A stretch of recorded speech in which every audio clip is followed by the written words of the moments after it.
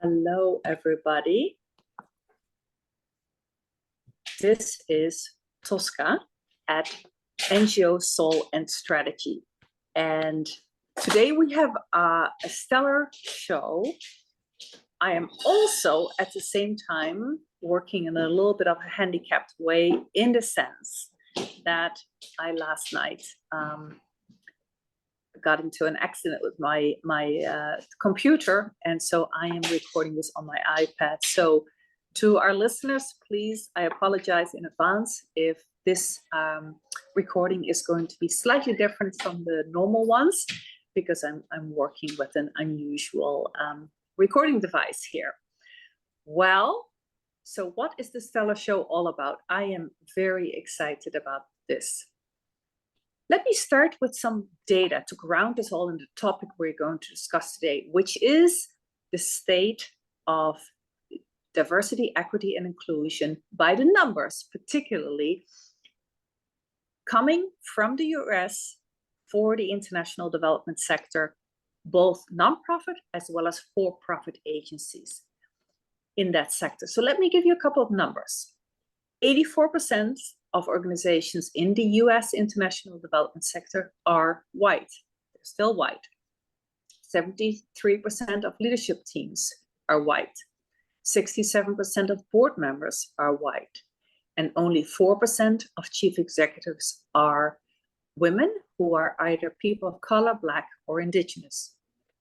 So while some in our sector, NGOs, philanthropies, nonprofits, and for-profits in international development have paid attention to diversity, equity, and inclusion for 10 years or longer, for many of us, the impetus to give it increased attention started, of course, after the murder of George Floyd here in the US in 2020.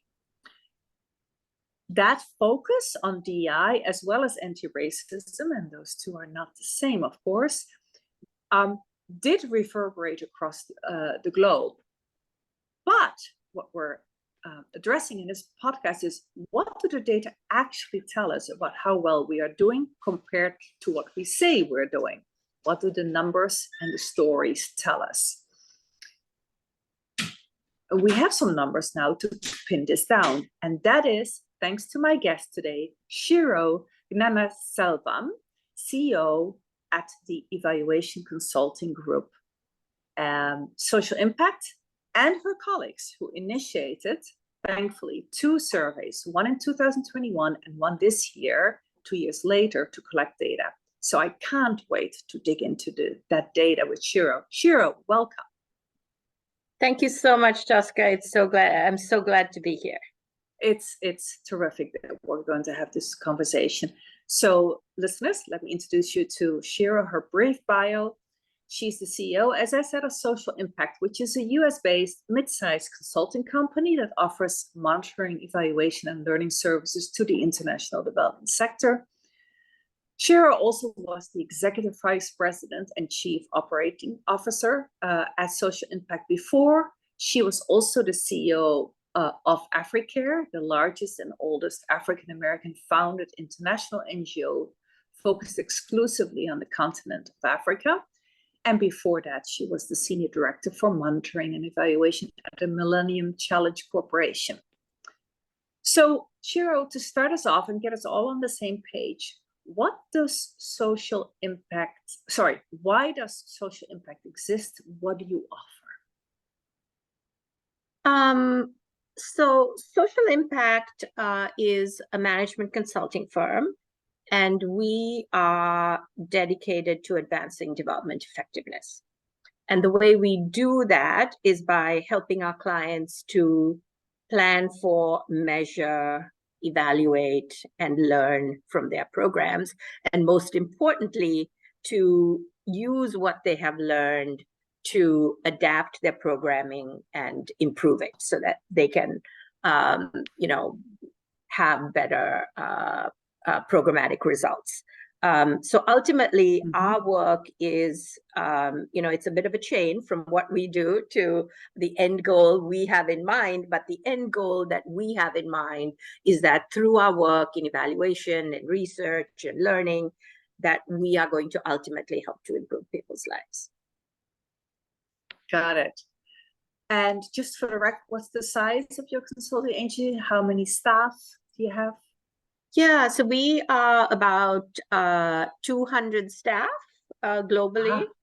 About half of those are affiliated with our headquarters and the way we define that is not so much geographically, but really people who work across multiple projects. And then the other half are staff who are usually hired in countries where we have long-term MEL support contracts, and they are dedicated to a single project.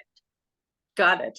So the Bridge survey, as it's called, which we're going to talk about today, and we'll link to the latest report in the show notes for this.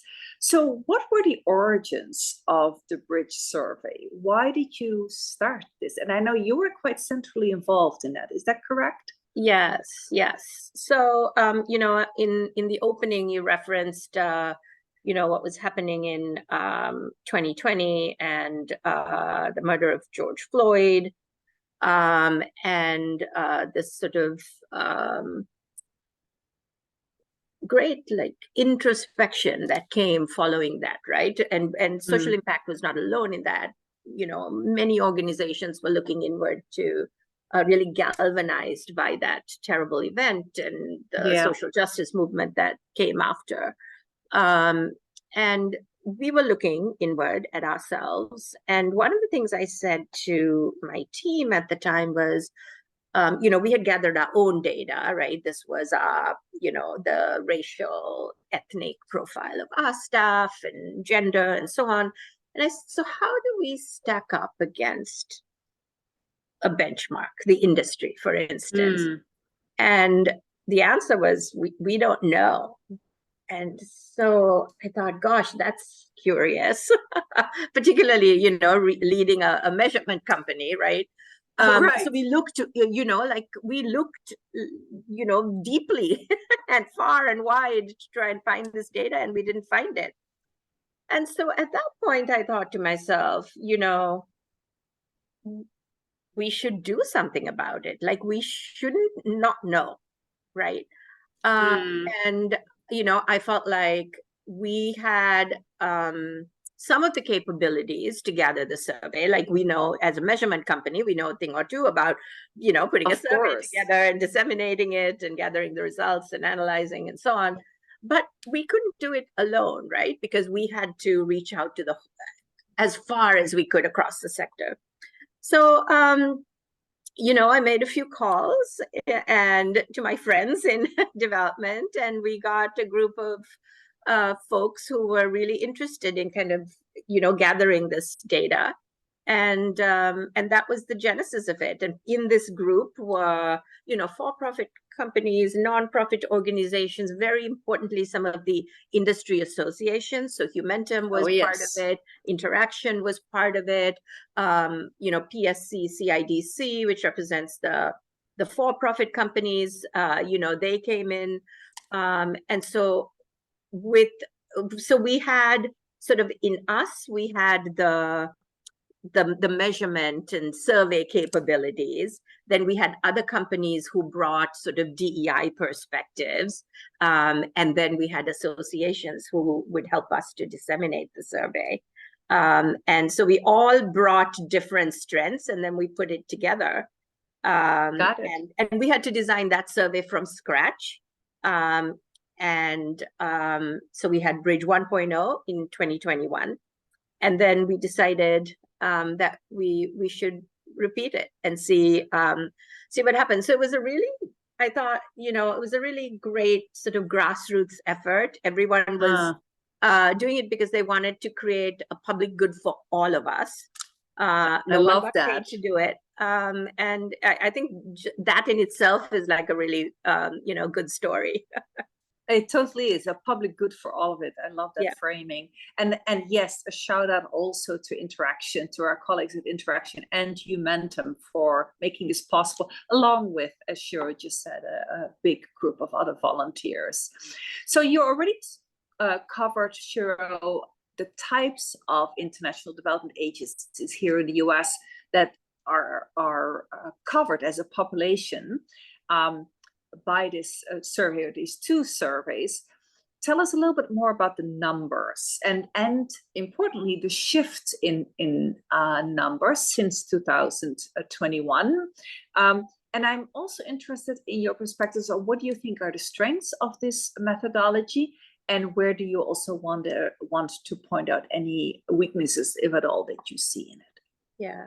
So maybe I'll start with the last question first and kind of frame Sure. it with the methods. So so first of all, the survey in both rounds was an institutional survey, right? So one survey per organization. And that allowed us to gather a certain kind of data, right, of like organizational level metrics, right, and demographics. But it also meant that we didn't collect other kinds of data. So we, and that is like, people often think about when you're thinking of DEI, right? Because we were not surveying individuals, we were not able to capture lived experience. So we're not able to say, well, this percent of survey respondents felt, included or not, or that they can speak up, or they feel seen or heard, right? We couldn't get it. Another thing that, we had to sort of draw some boundaries on was which organizations, right? Because we work globally. And this is something, with round one, we spent a lot of time talking about with our advisory council. We ultimately decided to focus just on US registered organizations, right? And part of it was just like practical, like we had to be able to put our arms around it and do it. We just saw so many complications if we were to sort of reach beyond the boundaries of the US, where like definitions of like race may or may not be applicable, right? And then ethnicity would have so many different categories. So we decided to just, since the genesis too was very US centric, we said, okay, we're going to focus on US based organizations and just sort of the headquarters part. Then you asked about some and so that both is it's a plus because it allowed us to wrap our arms around it and gather some data, but it's a minus because then we're not capturing the entirety of our organizations and the sector, right? The other thing is that this is a voluntary survey, right? There is no like master list of that we were aware of all the organizations in our entire sector in the US. And so we worked with the membership lists of the big associations, and then we worked with other organizations. So like the membership lists of Interaction, Humantum, CIDC, but then we also got help from like SID US, for example, that, publicized the survey. Our advisory council helped us to, we just blasted it on social media. And so we captured who we captured, but we don't have any way of figuring out if, we can make these sort of then broad extrapolations to the entire sector, right? Generalization one has to then be careful with. Just to be clear, Shiro, do you know largely for a fact that it was people in the what we used to call headquarters and now increasingly is called differently, etc. But let's say the global centers of the US part of these US registered entities. And I'm saying that partially, and we will return to that later, but as you know, DEI is interpreted differently across the world. And in fact, there's quite a bit of pushback, and we'll return to that, from outside the US on an overly US-centric interpretation of this. But do you know, was it primarily US-based people probably who filled in the survey on behalf of their institution? Yes, we believe so.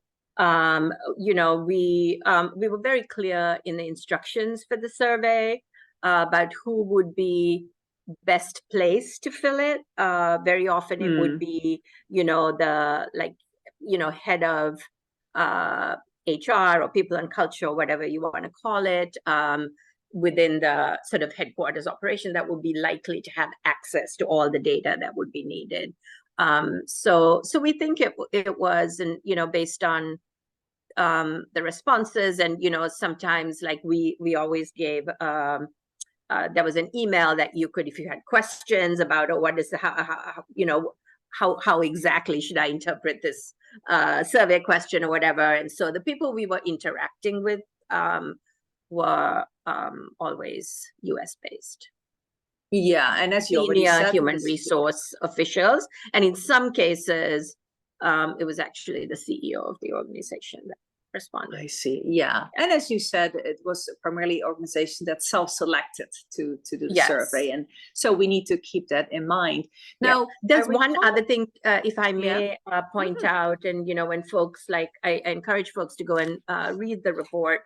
But there was a big difference between the respondents in the first wave of the survey, both in number, but also in composition. So in number, so keep in mind, the first wave happened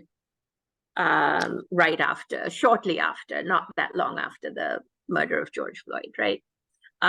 We had 166 respondents. In the second wave, we had 88, so roughly half. Many of the very small organizations did not respond. And what we found was that 3/4 of the respondents in the second round in 2023 had signed on to some kind of DEI commitment, you know, whether it was Interactions Pledge or the Creed Pledge.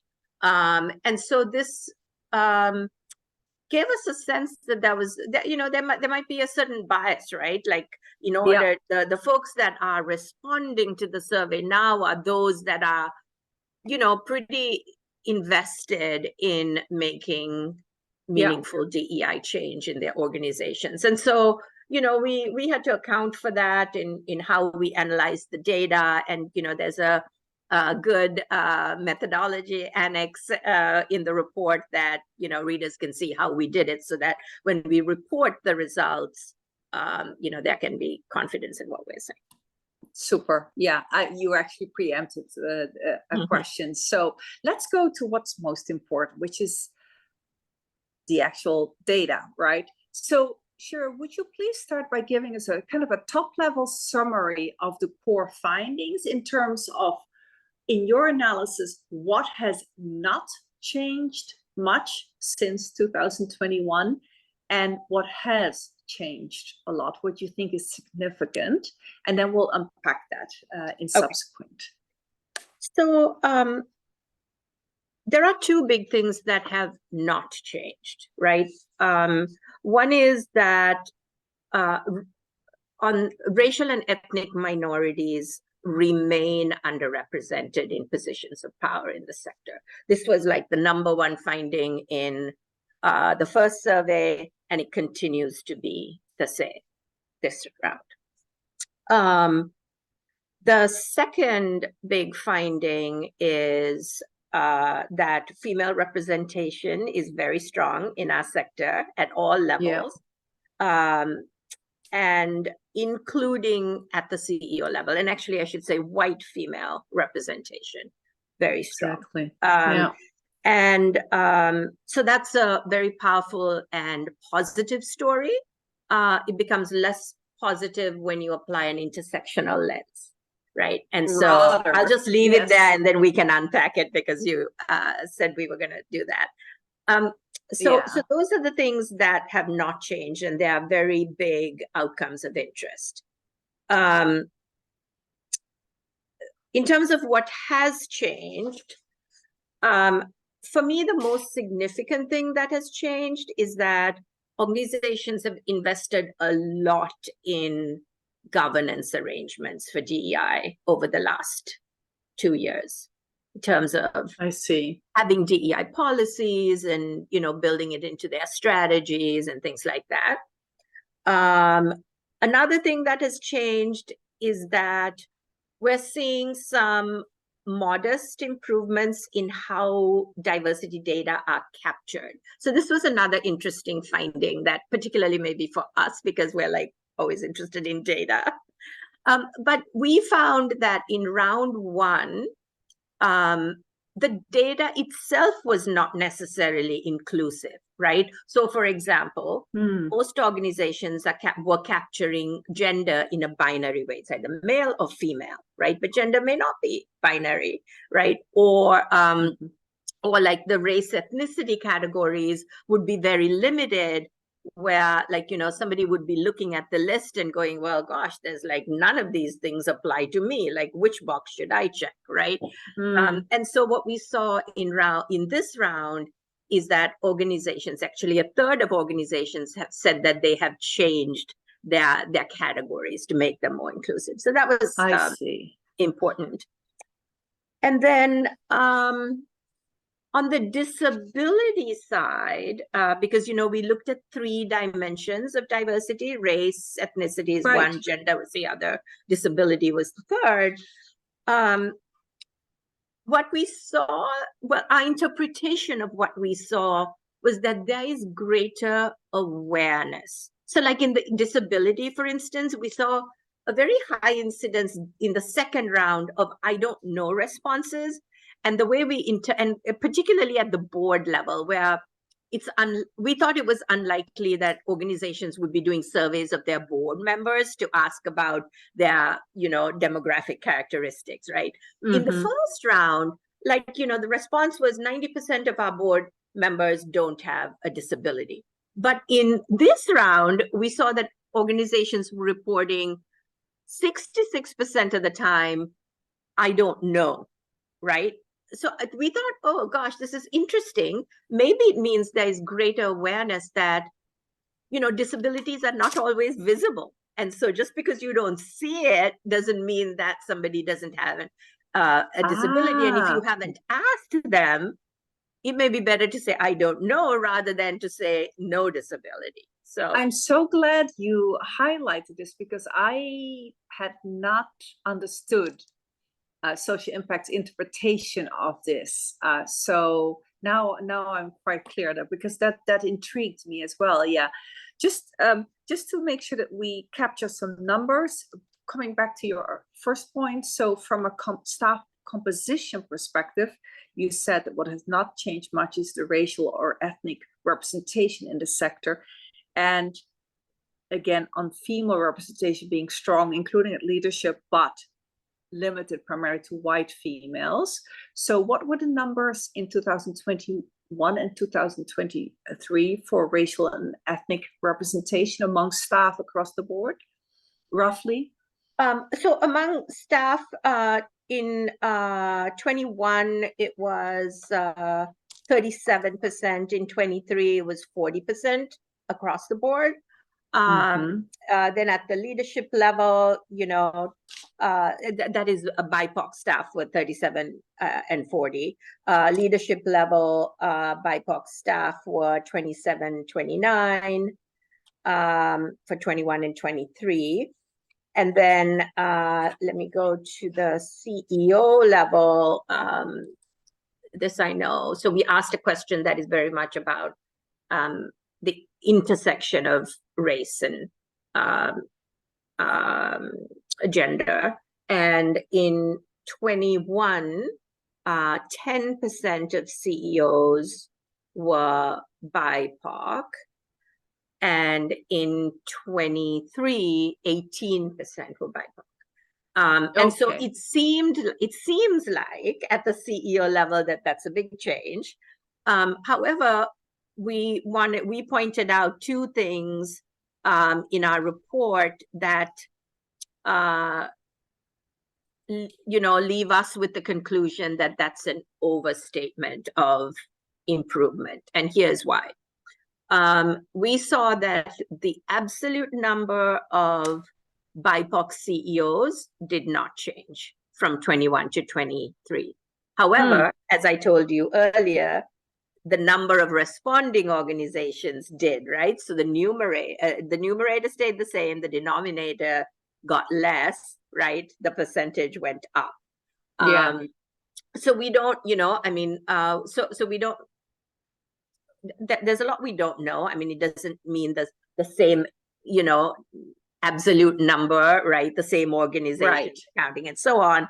Not knowing any of those things, we are just very cautious about that change, quote unquote, that we saw, and we think it's overstated. And so that's why we say, we don't think across any of the dimensions there's really been a change. Right. Yeah. The other thing, Tosca, I wanted to mention is that in both 21 and 23, 1 in 5 leadership teams were all white. That was quite stunning to me. Right? Can you say that again, Shiro? In both 2021 and 2023, 1 in 5 leadership teams were all white. I see, all white. Yeah. And so that remained the same. Yeah. Interesting. So I just want to look back to just when Shiro, I'm very sensitive to the fact that a lot of our listeners are not based in the US. So the term, again, when we use the term BIPOC or BIPOC, it means, let me see if I get this right, Shiro, it means Black, Indigenous, and people of color staff, correct?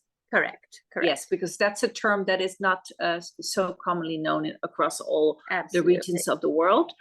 The thing I also wanted to look back to for a moment is that percentage of staff, so roughly around 27 to 29 or around 30-ish%, maybe a little bit more. But I remember you saying also that actually people of color and Black and Indigenous people who are staff, there's a lot of a revolving door. There's a lot of not great retainment, right, of such staff. Is there something that the survey can point us to in that regard, or am I getting too much into the weeds? Yeah, no. I mean, this was also an important point that we found that we asked, in the last year, what percent of your new hires were BIPOC, and then what percent of your terminations or departures were BIPOC, right? And so the finding was that on average, 36% of all new hires were BIPOC in the preceding year. And then 29% of all departures were BIPOC. And so, not a huge difference, right? I mean, so there seems to be, both when you consider sort of the general composition, the fact that none of these, there hasn't been a change even at the staff level, and certainly not at the leadership levels in BIPOC representation, and that the percentage of BIPOC individuals coming in and leaving an organization are pretty close, right? 36% coming in, 29% leaving. I know. That it does seem that it's just that there are, there's individuals moving around from one organization to another, but not necessarily like a net increase in BIPOC individuals coming into our sector. And that's also like held out if you look at the demographic profile of higher education programs that tend to feed the global development sector, right? So if you look at the social sciences and so on, they're actually very similar to the data that we report in Bridge, which is, predominantly female, predominantly white. Yeah. And so I just wanted to call that out, and I'm now tempted, but I will not go and speculate around what that might say about organizational culture and so on. But let's move on to give you the opportunity to talk about some of the other data. Now, we do have to say, of course, and I remember you mentioned that in your summary, that there are only 2 years that have passed between the two surveys. Is there something you want to say to that about how much change one can expect on this type of topic or not? Yeah. So I think, both in terms of just generally race and ethnicity and the representation of racial minorities in senior positions, I think it's fair to say that those positions are ones that don't turn over that often, right? So the opportunity to enter those positions do come up less frequently. So that is something that's certainly at the CEO level, something that we thought about as we were sort of drawing our conclusions and forming our recommendations. However, it was a bit disheartening because we also saw that the sort of the senior management level was static, right? That didn't increase from round 1 to round 2 either. I know. And so what are the prospects then, right? That in 2 years from now, if the senior leadership team is where you're cultivating, who may be like the future CEO, and if we're not seeing more BIPOC representation there, and in fact, if 1 in 5 organizations are still predominant, all white leadership teams, then that's kind of concerning. And so, I think one of our recommendations is that organizations need to think, I think a lot of times we think about, we need to bring like new talent into the organization. And so that's, like the DEI policy might focus very heavily on the recruitment side, but there's also the growth, the retention, the the coaching, the mentoring that also needs to happen, right? And so and the sponsoring also, and the sponsoring, the active sponsoring. Yes, absolutely. Yeah. And again, it would be so interesting to talk about those aspects, but let's not go there. There was one thing that I wanted to have you talk about also a little bit more, and that is about, so you mentioned in your high-level summary that there's good progress on DEI governance, in other words, the policies, DEI council use, focal points, etc., internal transparency on composition of staff, although I noticed that there was a detail there, but anything you want to further elaborate on that? Yeah, I mean, I think, so those changes we felt were very, very significant. Like, for instance, 80% of private sector respondents to the survey have a DEI policy, right? Keeping in mind that across the board in 2021, when we did the survey, only, I think, 25% of organizations had a DEI policy. So now to see that in private sector, 80% have it is pretty significant. There's like more than half have DEI councils. I think just the fact that organizations are integrating these into like their strategies and their organizational values and so on.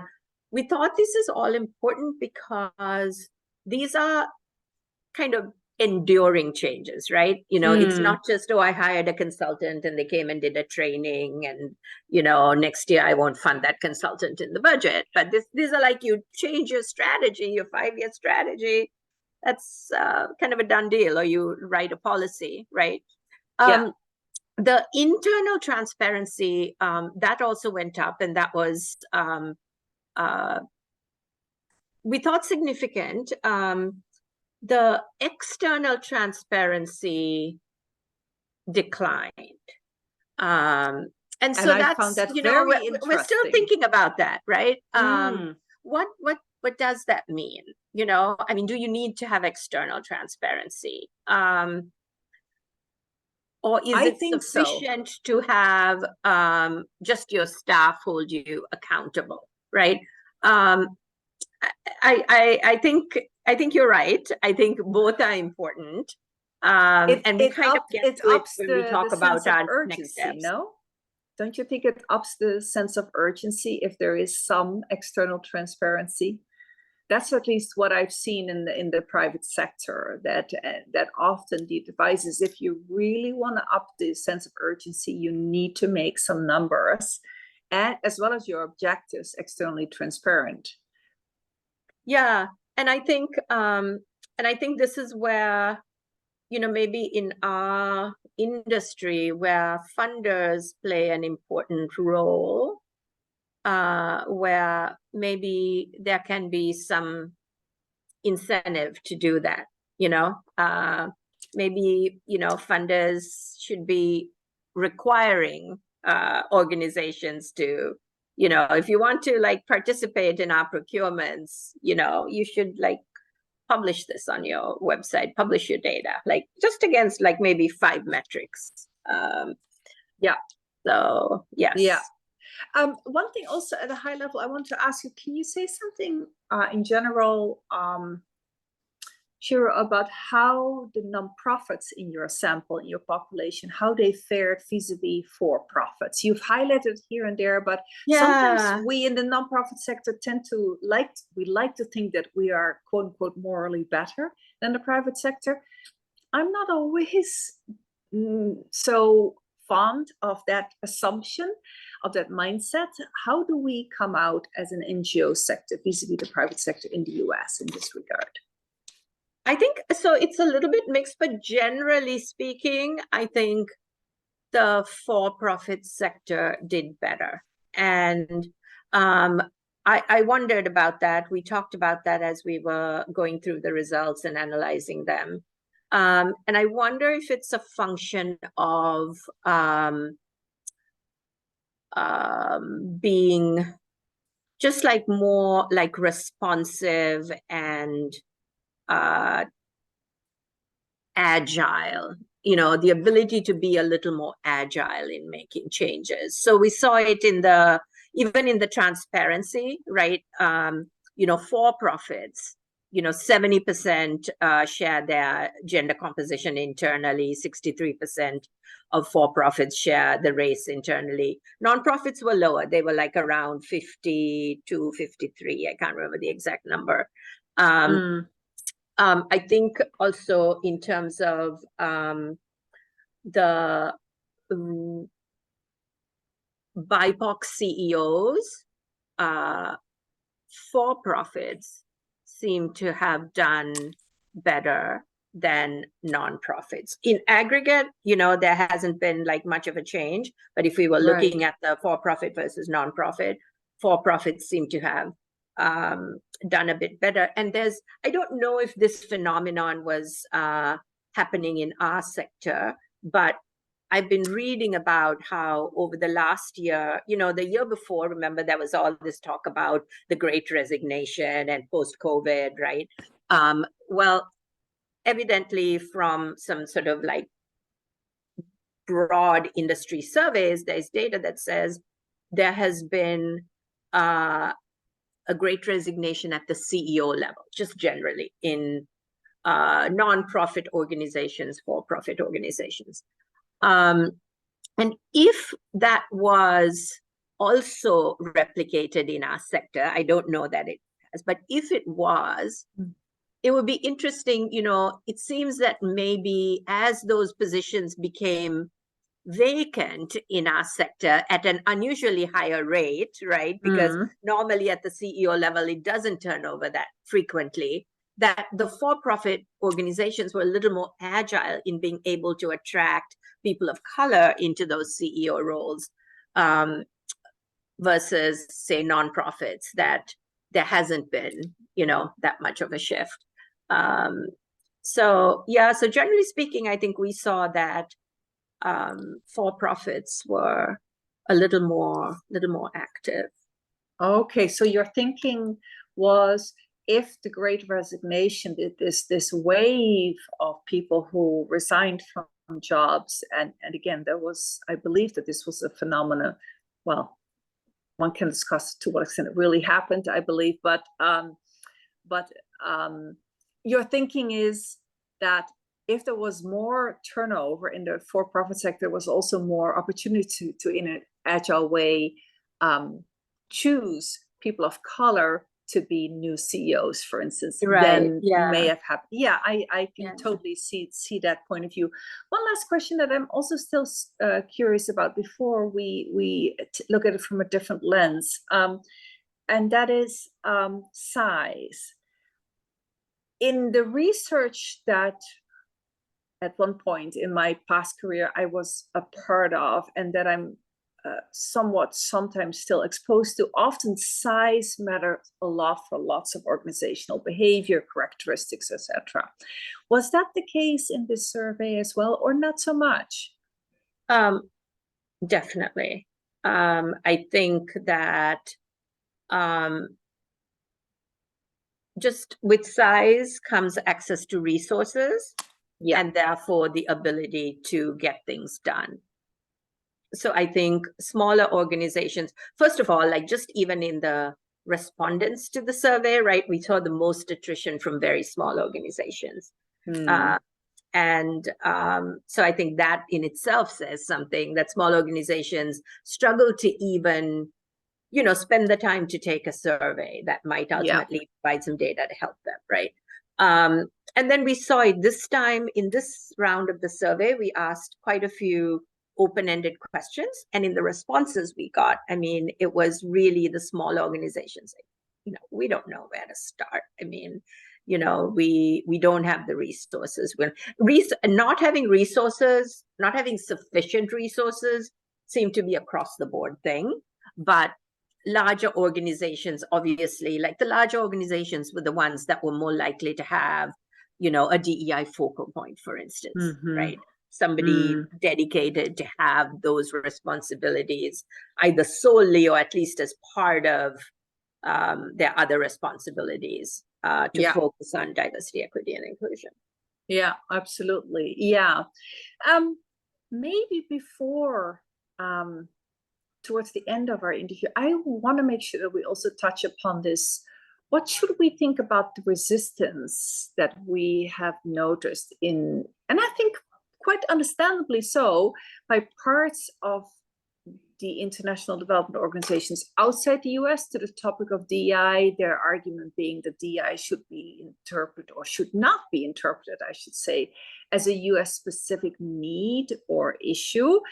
And we've seen a similar resistance within, at least, I don't know much about the private sector, but within the nonprofit sector, we've seen resistance of staff in other than US-based, let's say, members, affiliates, etc., right, parts of the organization, against DEI as being an overly kind of American-framed issue.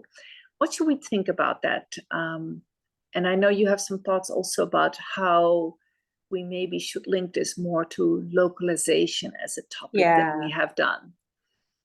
Yeah, and so this was something that we saw quite clearly in the qualitative responses that we got, that there is this tension between what is considered sort of US domestic DEI, this idea of global DEI, if you are, let's say a global nonprofit, and then localization, and that these things are kind of colliding in a very operational way, right? So conceptually, DEI and let's say localization, they're inherently connected, right? I mean, shifting power is common to both, equity is common to both, inclusion is common to both, but operationally, they have been separated, starting with, I think, sort of the funder community, right, where they are like dealt with in different parts of the organization. They're not part of a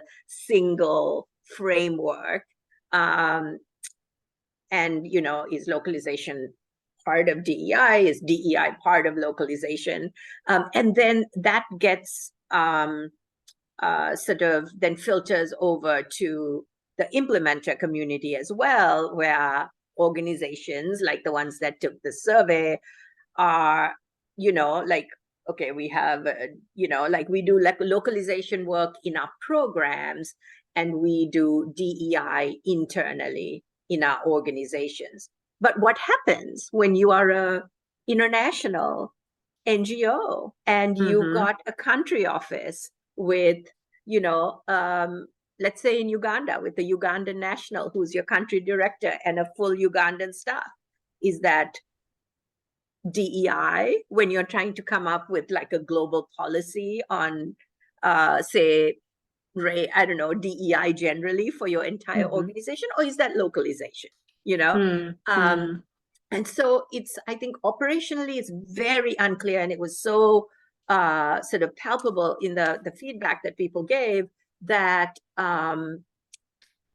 this is like a complicating factor, and it, in our minds, maybe it doesn't need to be, because there's so much that is similar between the two. And can you not leverage, if you change the focus from being about, localization and DEI, but start to talk about the things that are the connectors, the power shifting, equity, inclusion, and make that the language of what you do, so that you can come up with, say, common principles, common language, common terminology that connects the two. Maybe that is something that will help organizations, because right now they're telling us through the survey that they're kind of paralyzed, like they don't know what to do. And particularly when resources are limited, right? Yeah. And we saw that organizations have done all this foundation building, but they're kind of stuck. They don't know where to go, like they don't know how to move to implementation. Like this is another reason that they get stuck. Yeah, that's interesting. I had not realized it. Were very, very helpful.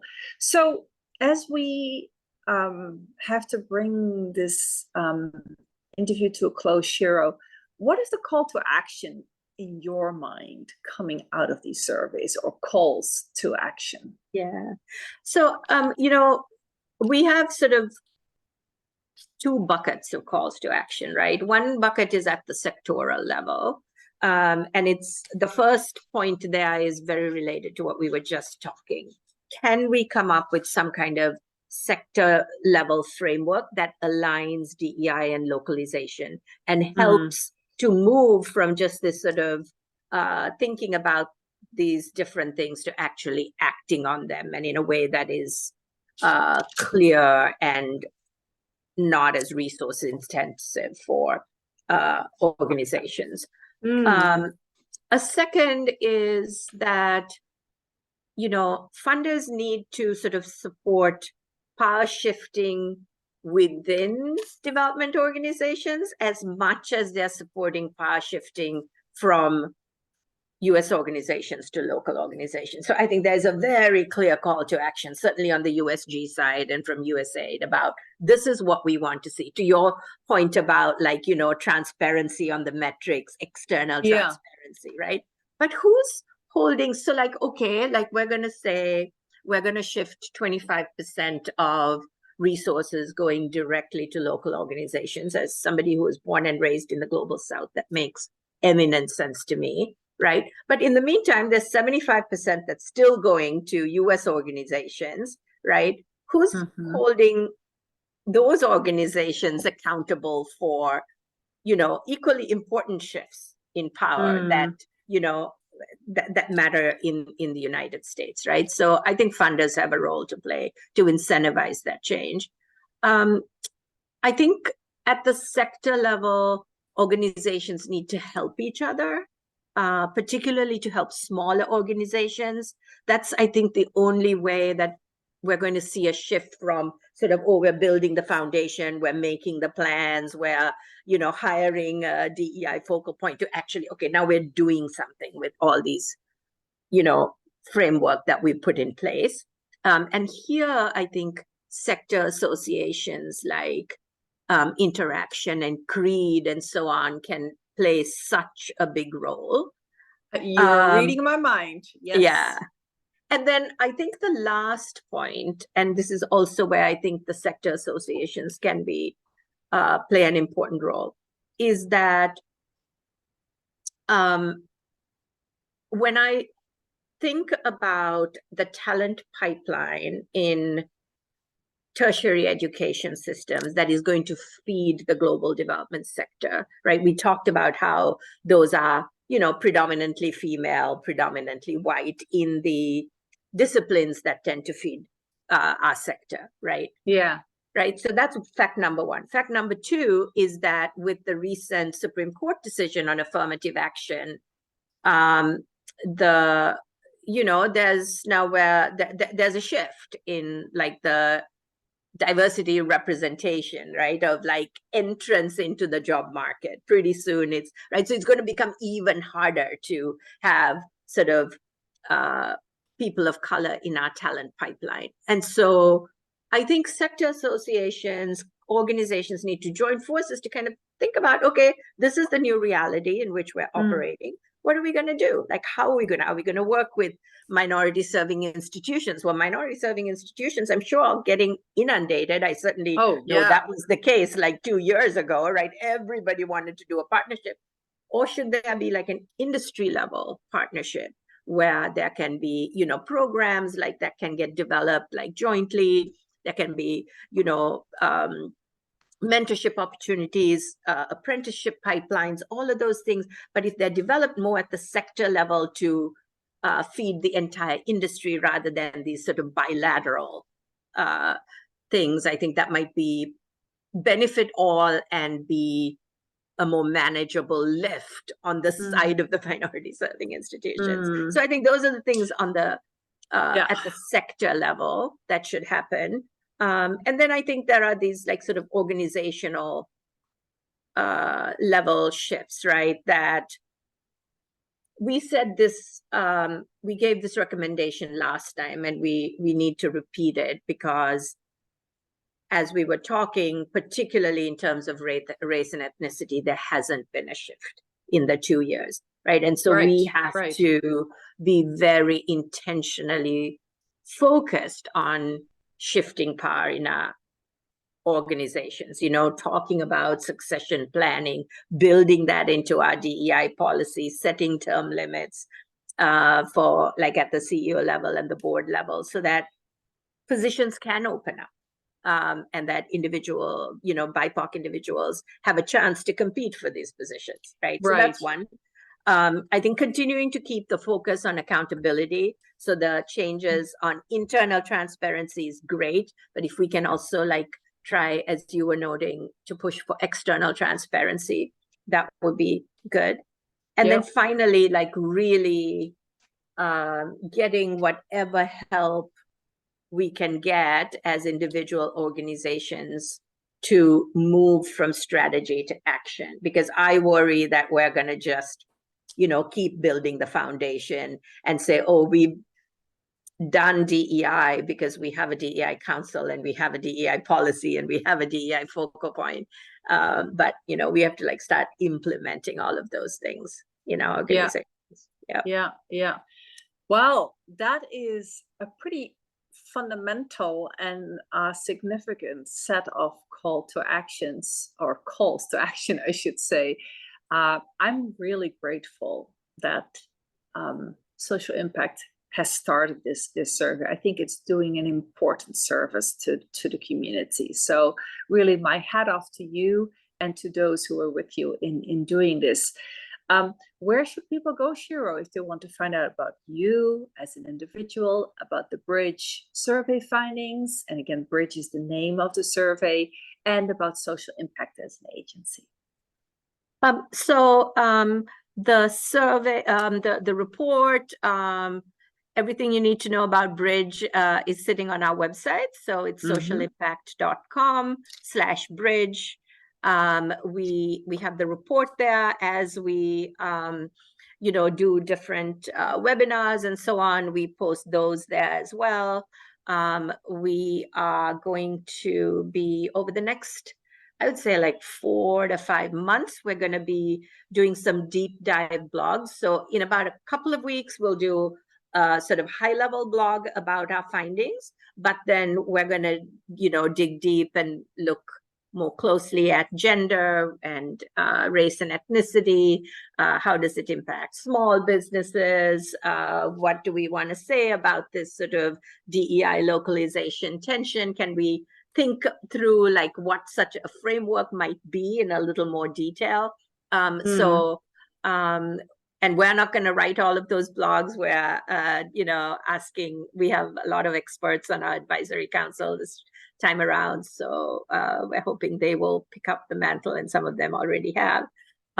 So a lot to kind of keep an eye on, and, and keep engaging. I mean, my biggest call to action, Tosca, is that organizations use this data. It makes me so happy when, we write a report and then somebody takes it and uses it. So, take this data, compare it to your own organization, use it as a springboard to talk in your, within your, with your staff. Look at some of the strategies and things that organizations are doing and see, like, is there something that you can do? But use the data. Yes, absolutely. That is the whole point, right? And Shiro, you yourself, may people find you on LinkedIn or on Social Impact's website, or both, or on both? Yes, I'm on LinkedIn. So feel free to reach out. Shiro Gnanaselvam. If you type Gnana. You're likely to find me very quickly. Yes.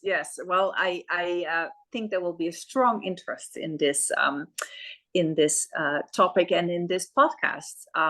So thank you, Shiro, for all your insights. It's just been super interesting, and thank you again for taking the initiative to start this very data collection. It's really important that we are precise. And that we hold our feet to the fire, right?